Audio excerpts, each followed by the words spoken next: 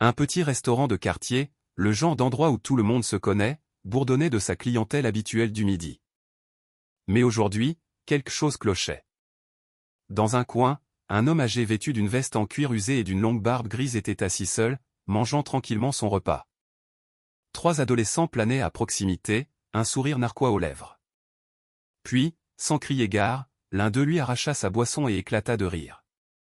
Le vieil homme soupira, visiblement habitué à ce genre de traitement.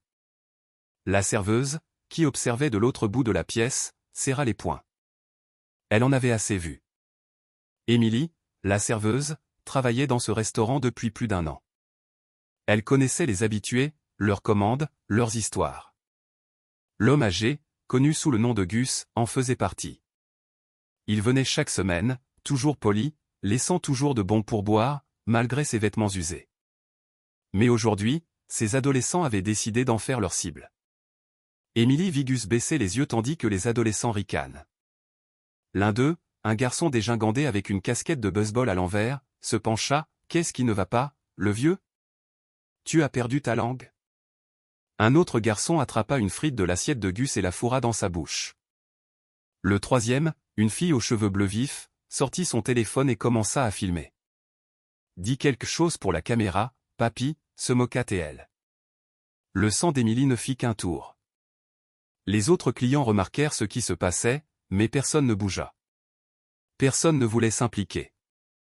Gus, lui, resta silencieux, ses mains posées sur la table, la mâchoire serrée. Il avait probablement traversé pire au cours de sa vie. Émilie prit une profonde inspiration et s'avança d'un pas décidé. Et sa voix était tranchante, autoritaire. Les adolescents se figèrent. Laissez-le tranquille, tout de suite. Le garçon à la casquette ricana, détendez-vous, la dame. On s'amuse juste. Émilie ne bougea pas. Ce n'est pas amusant. Vous harcelez un client, et si vous ne partez pas tout de suite, je m'en assurerai. La fille avec le téléphone rit. Oh, qu'est-ce que vous allez faire? Appeler les flics? Émilie se pencha légèrement. Ou je pourrais appeler mon responsable et vous faire interdire d'ici pour toujours. Ou je pourrais appeler vos parents. Je suis sûr qu'ils adoreraient voir cette vidéo que vous filmez.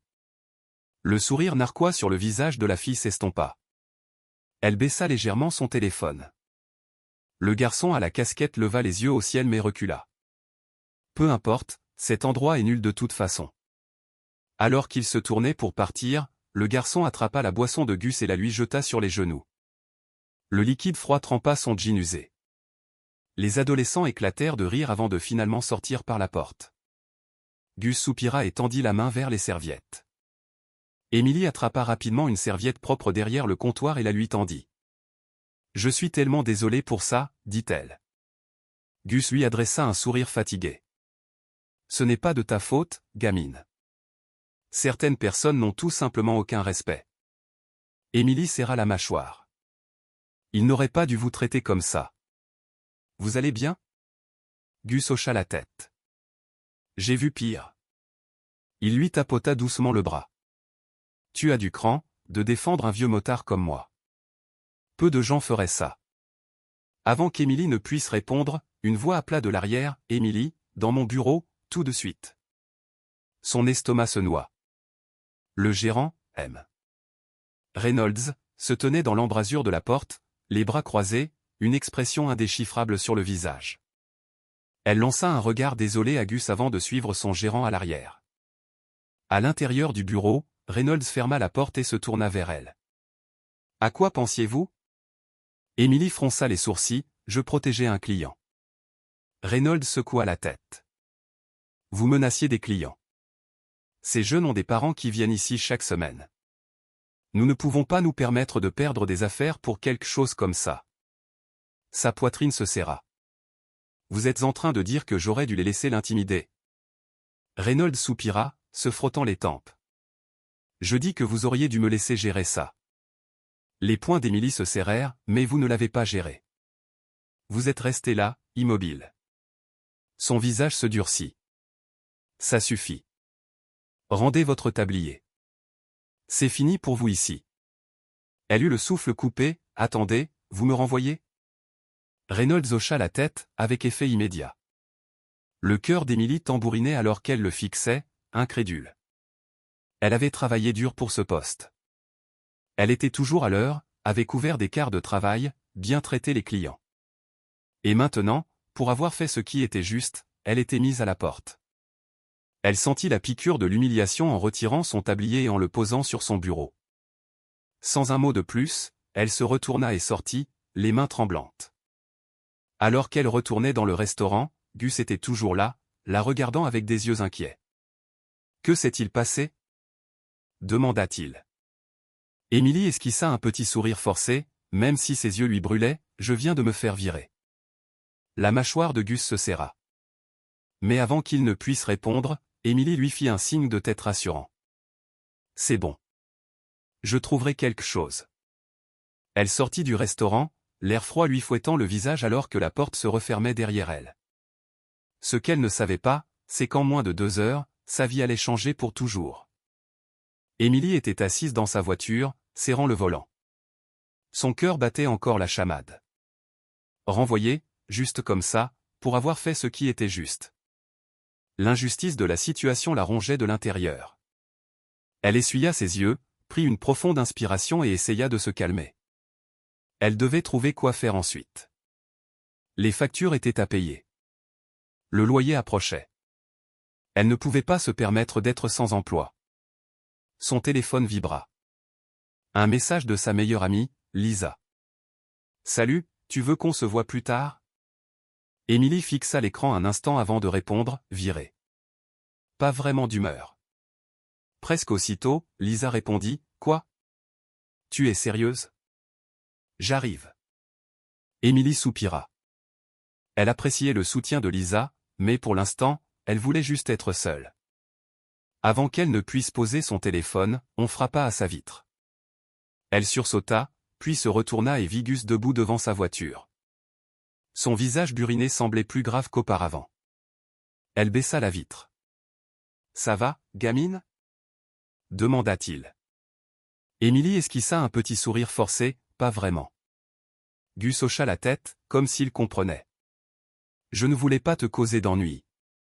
J'apprécie ce que tu as fait là-bas. » La plupart des gens auraient détourné le regard. Émilie haussa les épaules, c'était juste la bonne chose à faire. Gus l'étudia un instant. Puis, sans rien dire, il fouilla dans sa veste et en sortit une carte. Il la lui tendit. « Si jamais tu as besoin de quoi que ce soit, appelle ce numéro, » dit-il. Émilie baissa les yeux vers la carte. Elle était simple, juste un numéro de téléphone écrit à l'encre noire en gras. Pas de nom, pas d'entreprise, juste un numéro. Elle fronça les sourcils. « Qu'est-ce que c'est ?» Gus sourit légèrement, une bouée de sauvetage. Avant qu'elle ne puisse en demander davantage, il tapota la portière de la voiture et s'éloigna, ses lourdes bottes résonnant sur le trottoir. Émilie le regarda partir, puis jeta un nouveau coup d'œil à la carte. Elle secoua la tête et la jeta sur le siège passager. Pour l'instant, elle devait se concentrer sur la recherche d'un autre emploi. Elle rentra chez elle en voiture, l'esprit en ébullition. Comment allait-elle expliquer cela à son propriétaire, ou à sa mère, qui s'inquiétait déjà pour elle? Peut-être pourrait-elle prendre quelques quarts de travail à l'épicerie. Peut-être. Ses pensées furent interrompues par le bruit de moto. Forte, de multiples moteurs rugissant au loin. Elle jeta un coup d'œil dans son rétroviseur. Son estomac se noua. Un SM de moto, au moins 50 ou plus, descendait la route principale. Leurs phares perçaient la lumière du soir, leur moteur grondant comme le tonnerre, et ils se dirigeaient droit vers le restaurant.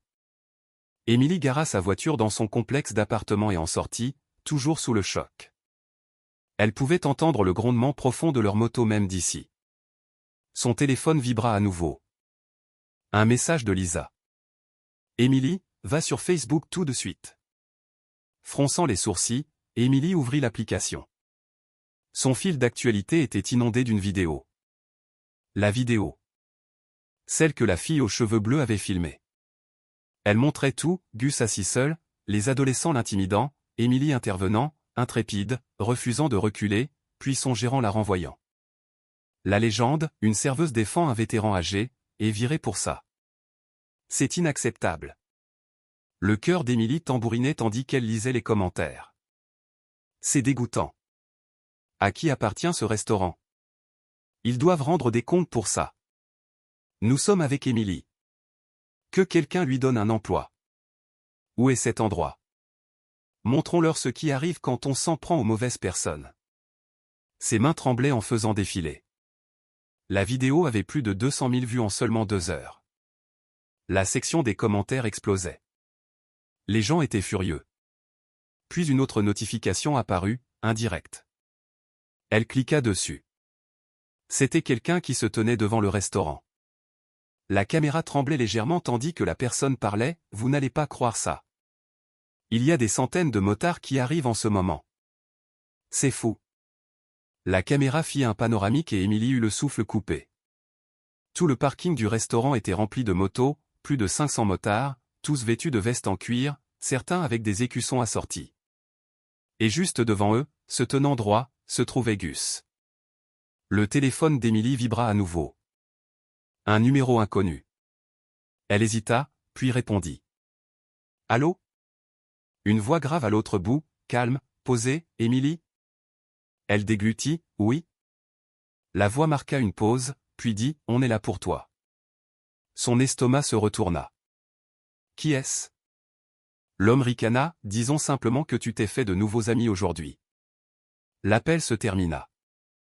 Émilie resta figée, le cœur battant à toute vitesse. Que se passait-il? Les mains d'Émilie tremblaient tandis qu'elle baissait son téléphone. Elle pouvait encore entendre le rugissement des motos via le direct. C'était irréel. Des centaines de motards pour elle. Son téléphone vibra à nouveau. Cette fois, c'était Lisa qui appelait. « Émilie, tu vois ça? C'est fou. » La voix de Lisa était haletante, pleine d'excitation. « Oui, je le vois, » dit Émilie, faisant les 100 pas dans son appartement. « Mais je ne comprends pas. Pourquoi sont-ils là? » Lisa ricana, « Tu plaisantes? Tu as défendu l'un des leurs, et maintenant toute la communauté des motards se lève pour toi. » Émilie s'assit, essayant de digérer la vidéo, l'indignation, les motards. Tout s'était passé si vite. Un nouveau message apparut d'un numéro inconnu. « Viens au restaurant. » Elle hésita. Devait-elle y aller? Son estomac se serra à l'idée d'affronter son ancien patron. Mais la curiosité la rongeait. Elle attrapa ses clés et se précipita dehors. Alors qu'elle s'approchait du restaurant en voiture, elle eut le souffle coupé. Le parking était entièrement bondé. Des rangées de motos bordaient la rue. Des motards se tenaient en groupe, parlant à voix basse, leurs vestes en cuir brillant sous les réverbères. Certains avaient les bras croisés, d'autres étaient sur leur téléphone, mais tous semblaient sérieux. Émilie se gara à un pâté de maison et marcha vers le restaurant, le cœur battant la chamade. Les gens la remarquèrent immédiatement. Les têtes se tournèrent. Les conversations se turent. Puis quelqu'un applaudit. Puis un autre, et un autre. En quelques secondes, toute la foule applaudissait, sifflait, acclamait, l'appelant par son nom. Émilie sentit son visage rougir. Elle n'avait jamais eu ce genre d'attention auparavant. Elle aperçut Gus debout près de l'avant de la foule. Il souriait. Elle s'approcha de lui, toujours étourdie. « Que se passe-t-il » demanda-t-elle. Gus ricana, « Ce qui se passe, c'est que tu m'as défendu, et maintenant ils te défendent. » Avant qu'Émilie ne puisse répondre, une voix grave et rocailleuse s'éleva derrière elle. C'est elle? Elle se retourna et vit un homme imposant avec une épaisse barbe, portant un gilet en cuir couvert d'écussons. Sa seule présence était intimidante, mais il y avait de la gentillesse dans ses yeux. Gus hocha la tête, « Oui, c'est Émilie. » L'homme tendit une main. « Je m'appelle Bear, président de l'Iron Legacy MC. » Émilie lui serra la main, toujours bouleversée. « Enchanté. » Bear eut un sourire en coin, « Tu as du cran, gamine. Peu de gens auraient fait ce que tu as fait. » Émilie jeta un coup d'œil autour d'elle, « Je ne m'attendais pas à tout ça. » Le visage de Bear s'assombrit, « Eh bien, ton patron s'est attaqué aux mauvaises personnes. » Avant qu'elle ne puisse demander ce qu'il voulait dire, la porte du restaurant s'ouvrit et M. Reynolds, son ancien gérant, sortit. Son visage était pâle. Il regarda la mère de motard, puis Émilie. La voix de Bear retentit, « C'est lui qui t'a viré ?» Émilie déglutit difficilement, « Oui. » La foule murmura avec colère. Reynolds leva les mains, « Écoutez, je ne voulais pas. » Bear s'avança, « Non, vous vouliez exactement ce que vous avez fait. Vous l'avez viré pour avoir protégé l'un des nôtres. Vous avez laissé ces gosses harceler un vieil homme parce que leurs parents dépensent de l'argent ici. » Il fit un geste vers les motards, « Eh bien, devinez quoi? Nous aussi, nous avons de l'argent, et nous allons nous assurer que personne ne mange plus jamais ici. » Les yeux de Reynolds s'écarquillèrent, « Attendez. » Bear n'avait pas fini. Des centaines d'entre nous, des milliers à travers le pays.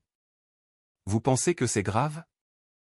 Attendez que chaque motard en Amérique sache ce que vous avez fait. Le sang se retira du visage de Reynolds. S'il vous plaît, je peux arranger ça. Gus s'avança aux côtés de Bear. Sa voix était calme mais ferme, alors arrangez ça. Reynolds déglutit difficilement. Il se tourna vers Émilie, si je vous rends votre emploi, arrêterez-vous ça? Émilie cligna des yeux, vous êtes sérieux? Oui. Vous pouvez retrouver votre emploi, une augmentation même. Supplia Reynolds. Émilie le fixa, puis Gus, puis la foule de motards qui étaient venus ici pour elle. Une lente prise de conscience s'installa. Elle n'avait pas besoin de ce travail. Elle avait le pouvoir maintenant. Elle leva le menton et dit, non. Le visage de Reynolds s'affaissa, quoi? Émilie croisa les bras, je ne veux pas de votre travail. Je veux des excuses publiques à Gus. Reynolds hésita, mais quand il vit la façon dont Bear et les autres le fusillaient du regard, il sut qu'il n'avait pas le choix. Il se tourna vers Gus, je suis désolé pour ce qui s'est passé aujourd'hui. C'était mal. Les motards murmurèrent leur approbation. Émilie n'avait pas terminé. Et vous allez vous assurer que ces gosses ne remettent plus jamais les pieds dans ce restaurant. Reynolds hocha rapidement la tête, bien sûr. Oui. Absolument. Bear eut un sourire en coin, bon choix. Émilie ressentit un étrange sentiment de triomphe en se tournant vers Gus, prêt à partir? Il sourit, oui, gamine. Sortons d'ici. Alors qu'il s'éloignait, les motards acclamèrent. Émilie savait que sa vie venait de changer pour toujours, et elle n'avait aucune idée de ce qui allait suivre.